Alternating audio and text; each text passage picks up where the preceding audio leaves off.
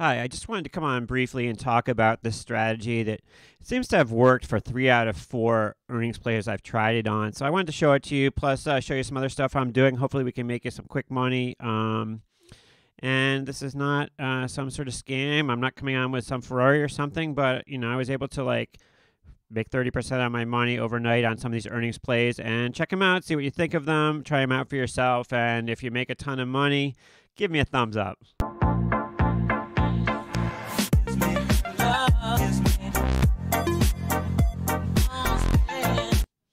All right, so yeah, this is a calendar spread. So if you're not familiar with options, a calendar spread, calendar is something to do with trading options in different months. Okay, so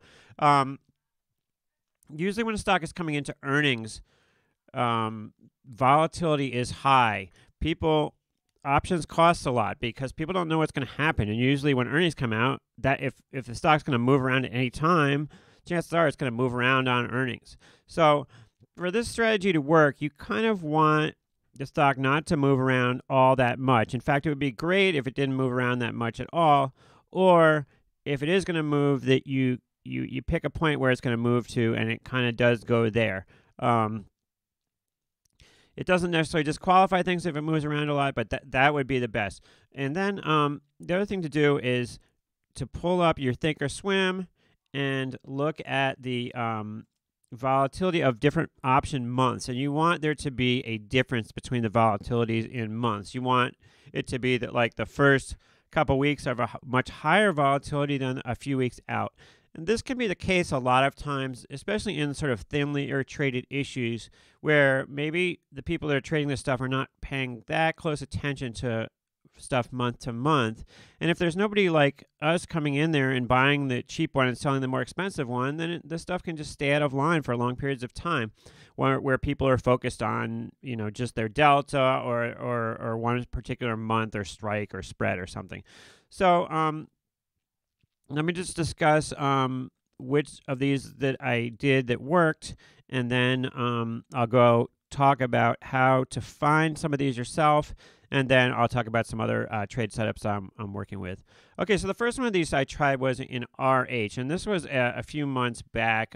You can go through my videos and you can probably find most of these in my videos if you look through them, but I'm not asking you to do that. I'm just going to pull it up right now. So here is RH Restoration Hardware, and I'm going to move out of the way here so you can see this a little bit better. Here, let me minimize myself down to there, and I'm just a little dude in the corner.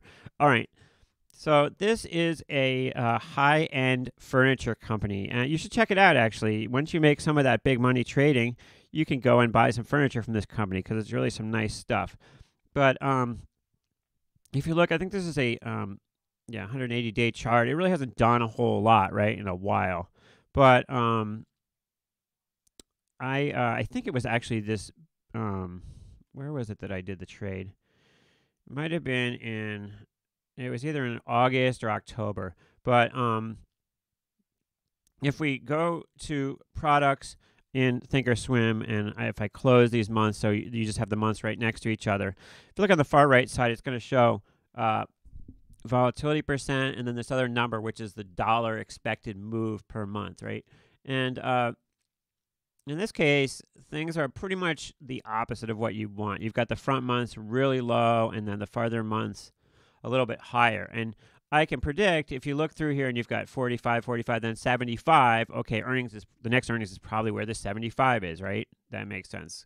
A lot in the stock market is just entirely based on the earnings cycle, and that's been true for several years. But at one point, this was ridiculous, and this is when I was kind of first getting into this, so I kind of screwed it up. But it had the front month at 100, 200 vol, and then other months at 100 vol.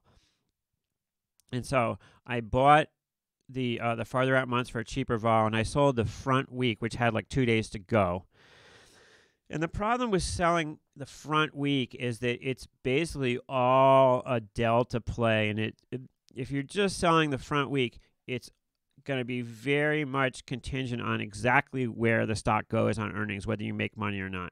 If you can find a differential between months that's a little bit farther out, then you're kind of isolating the difference in volatility more than like a raw delta thing. Because remember, with these front week options, they're either going to go to 0 or 100 deltas on expiration, and they're already headed in that direction. So, so pick probably at least 7 days out for the option you're selling, and then buy something a little bit farther out, maybe April or something.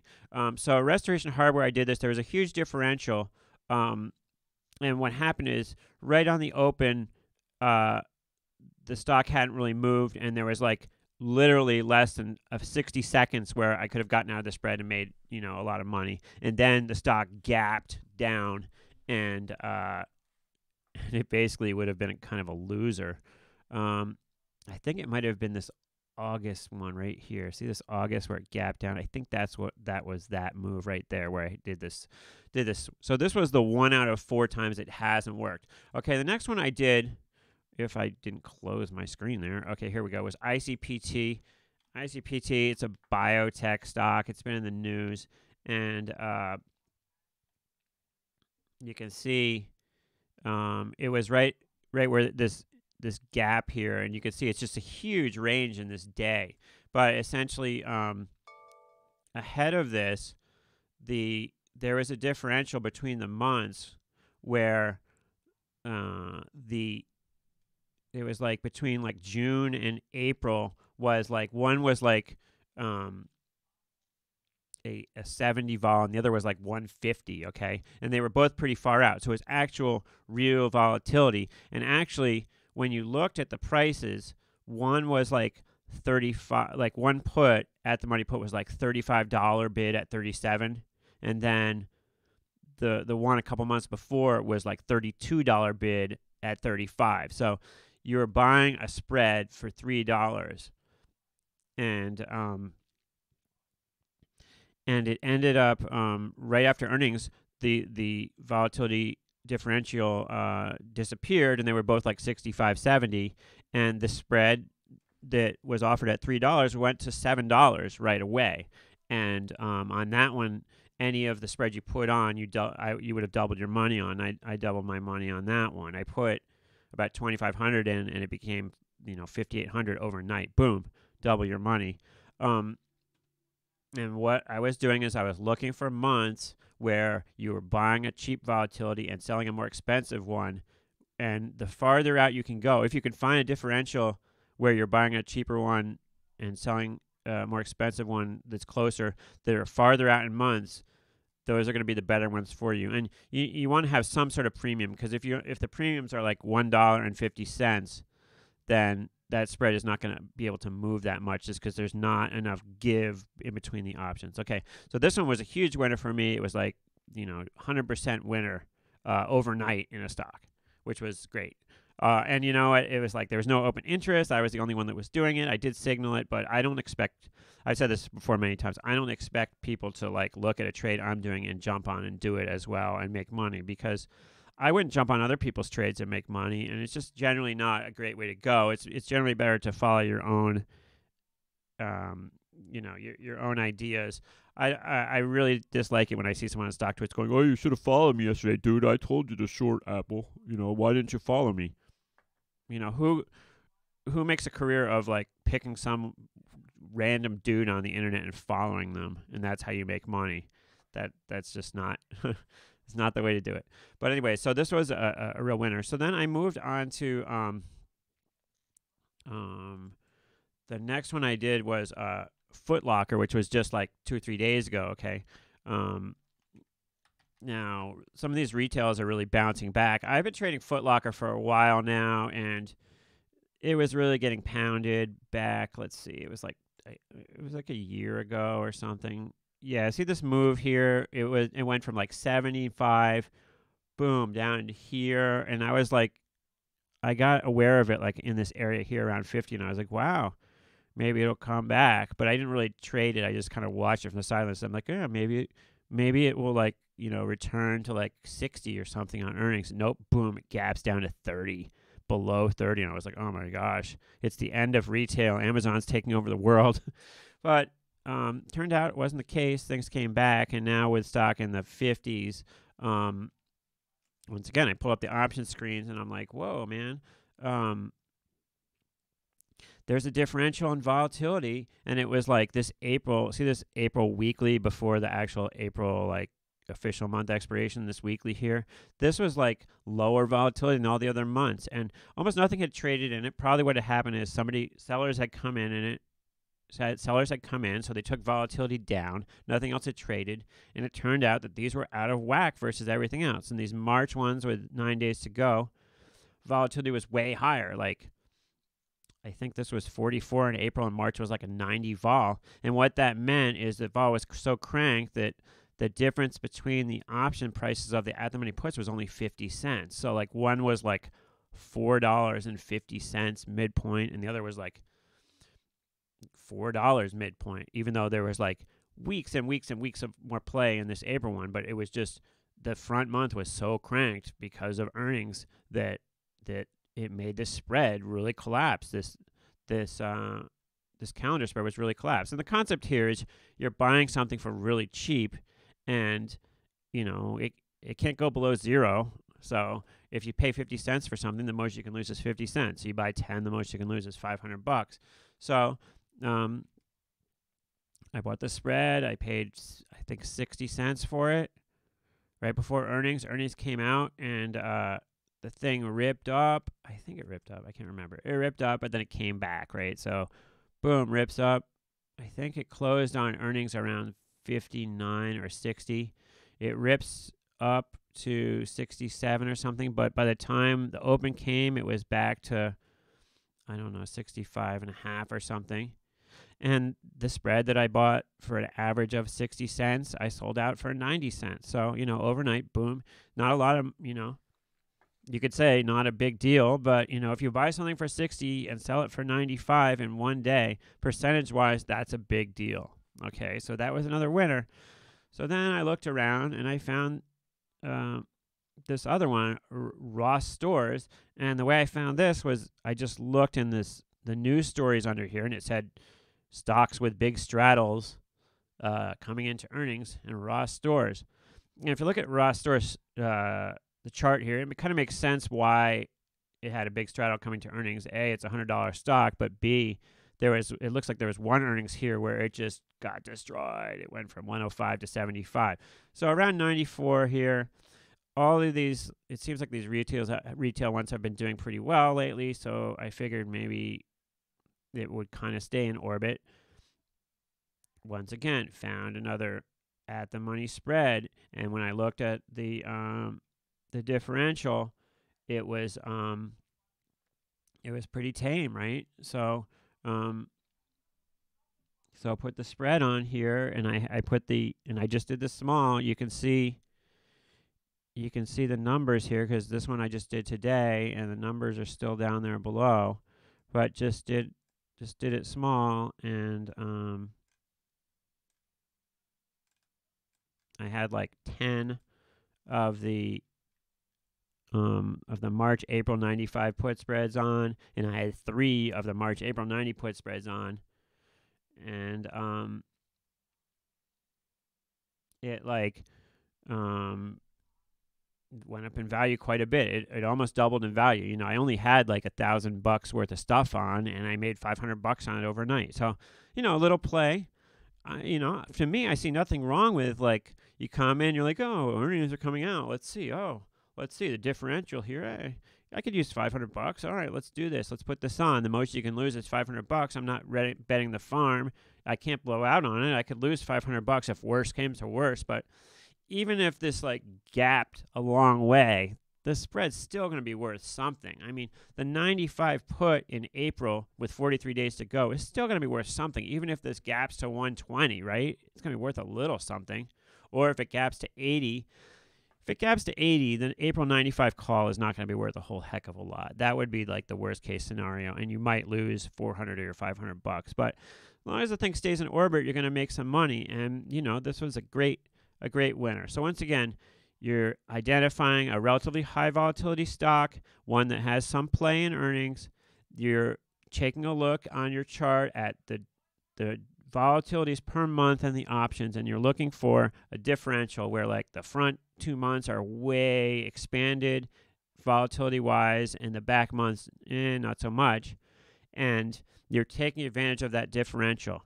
Now, some people shy away from this trade because when you look at your Greeks, you're going to see, okay, I'm long Vega, net long Vega.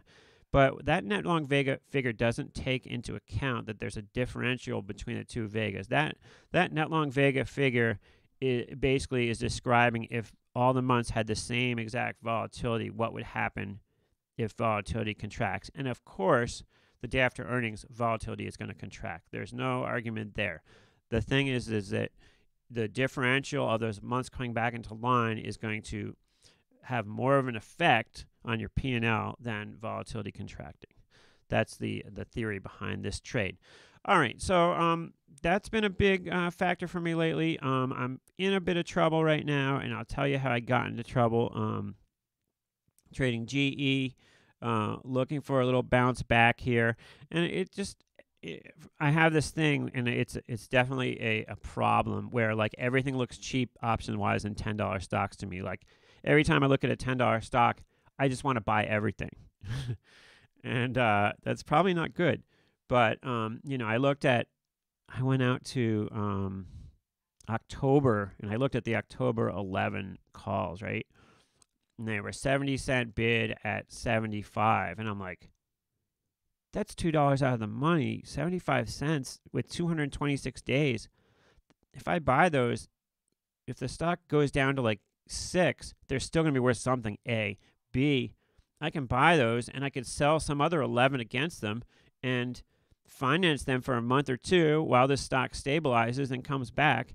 And it just doesn't seem like a very risky trade to buy an out-of-the-money option for 70 cents that's 200 days out when all these other options are bid. So I ended up buying some of these for 73 and 71 cents. Of course, they got whacked now because the stock went down. But in the meantime, I did sell some of the 11s in April against them for like 15 cents. So all of a sudden, my cost basis goes from 70 cents down to like 55 cents. And so, you know, I wait the 43 days till these come off the sheets. Meanwhile, I'm collecting a teeny bit every day. And I've got these calls kind of percolating. And I'm waiting for that up move. So, like I said, this one, it shows my P&L of, I guess, up $13 on the day. So, no great shakes. The real problem, though, was Nio, where, like, I just...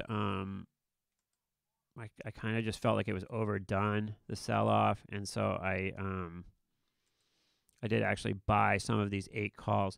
Now, Nio is an issue where when you look at the option screens, it's not going to make sense right away to you. You're going to be like, wow, the calls seem kind of cheap compared with the puts. What's going on here? And actually what's going on is this. It's incredibly hard to borrow, and so... You know, usually when you buy a call to hedge it, you would sell stock. You can't really sell stock in this because there's nothing to borrow. So if you have a choice between buying puts and stock, you know, you can synthetically get, essentially, it's hard to get short because you can't short the stock. So puts are worth more in that case. When you have an incredibly hard to borrow issue where there's like it costs money to borrow the stock to short it, it's almost like you could center the price a little lower than it is. So stocks 8, they're really running the sheets at like as if stock was like 750, and so you see the calls are lower than you would think, and the puts are higher than you would think because they're actually running the stock in their modeling with like a 2 or 3% or even more percentage rate that they're having to pay to get long stock.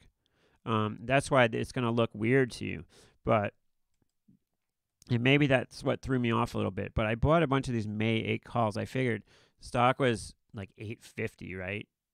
So these are at the money calls, 72 days to go, and they're dollar cheap. I paid like 90 cents for some, and then 75 cents for some, and they're kind of in my face right now. But I figured $2 down move was kind of overdone. Now, this Nio is a electric car company.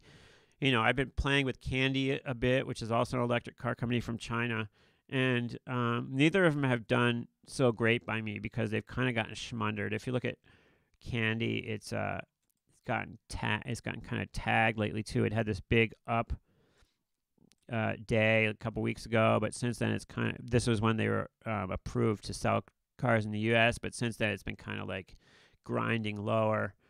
And I was able to scalp a little bit with that, but it's kind of going sour on me lately. But Nio, yeah, just long a bunch of deltas here. I kind of took it on the chin a little bit today, buying these May 8 calls, but everything once again looks so cheap to me that I didn't really want to sell like April 8 calls against them for 40 cents because, you know, the point of it is that the point of buying these calls was so I have some really inexpensive upside. If I sell something against it that just negates that really cheap upside, then what do I have really? I've just got this position where I can't make money either way. That's just taking up all my capital. So I decided to just maintain the long delta, hang out, and look for a little bounce here sometime once all these people get out. Now, this stock traded 73 million shares today, okay? And I believe it also trades in China. I looked, the average daily volume is 44 million shares. So hopefully those who want to get out got out today, and we can see a little bit of a rally moving forward in this issue. Okay, I've already gone too long, but I hope this gives you some ideas. Thank whoever downvoted my last video. I had 2 downvotes. That's a lot for me. Haters out there. Maybe it's somebody who it could be one of those people who got long Wayfair when I did and got hurt on that. Actually, if you had held off, you could have gotten out of that Wayfair. I on the other hand, covered my position around 166. It's given some back right now, but this one really didn't work out for me. This one gapped up on earnings, and once it got to like 155, I started selling spreads to short it because I figured it would come back to earth a little bit, and it just continued to go straight against me. It went against me by about $10 by the time I finally gave up on that and took the loss. So that was no fun. And I think some people followed me over the cliff on that, and I apologize for that. However, I did say, don't follow me over the cliff on this one. And so if you did anyways, then, you know, what can I say? The other one I traded was this one, HZNP, and I did short this one after earnings, and that worked out a little bit better, as you can see here. Okay, so one way, how do I find stocks? Well, Guerrilla Trades gives me great ideas for stocks to get long. Check out Guerrilla Trades, link in the description. You know, a year membership will pay for itself in a couple trades. I think it's somewhere around $500 for a year membership. They give options ideas as well. This guy is amazing at picking stocks, something that I don't have skill at. So I like to check them out, and they do sponsor me, and I do appreciate them. Thank you, Guerrilla Trades. Those guys are great. The other way I find stocks is I go to, and I've talked about this before, I go to barchart.com, and I just pull up highest volatility stocks. I go to options, and then I go to highest implied volatility, and I look for higher price stocks under here. I'm in the way again. Okay, the other way that I find stocks is I go onto my Thinkorswim. I pull up live news feed. I'm sorry. Let me go back here. I go to Thinkorswim, and I go to the top of my list, and you can, from the drop down, you can look at top 10% gain NASDAQ for the day, and it's going to give you a list of stocks that are moving that day. And so you can either, if you see these top gainers, you can either fade a move, or you could go with a move, or you could look at top losers. This fun stock has been one that I've been fascinated with. This is already a notorious stock that has taken. It has this like minuscule float, and it gapped to $500, and then it's come back down to earth. But it was down to like 20 something yesterday. Now it's back up to 35. there's an interview on YouTube with the founder, who's a really interesting guy who's been really, really successful. So it's a weird situation with a stock because it has almost no float. So I don't really know how to value it that well. And so buyer beware. If you are going to jump in and try to buy some of this, you could get pounded for several dollars. However, if it does get back to 10, I would definitely dabble in it. But interesting company. There's a great YouTube video with the CEO of it. I'll try to remember to put the link in the description of that one. Anyways, some new interviews coming out soon. Thanks for watching, and I will catch you in the next video here on the Short Vol channel. Thanks for watching.